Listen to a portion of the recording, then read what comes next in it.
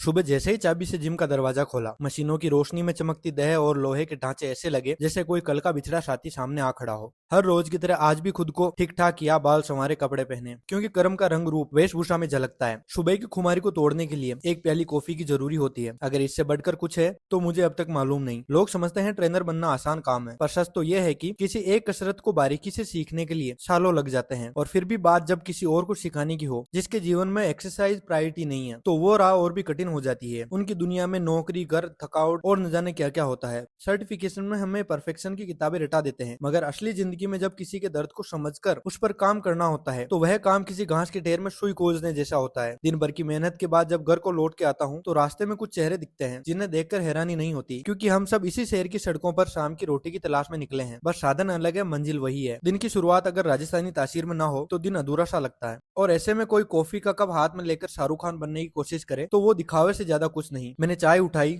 सीधी सच्ची मिट्टी की खुशबू से भरी, और बादलों को यूं देखा जैसे मन उनकी चाल को पढ़ रहा हो। रात को जब चूल्हा जला तो रोटी की जगह पराठे बने, मौसम के मिजाज के मुताबिक, और साथ में वो घर का मक्खन जिसके लिए मेरे पास कल भी कोई शब्द नहीं थे और आज भी कोई शब्द नहीं है। वो स्वाद अब तक जुबान पर टिका हुआ है, जैसे कोई पुरानी कविता हो जो बार बार याद आ जाए। और ये रही आज की प्रकृति की तस्वीर।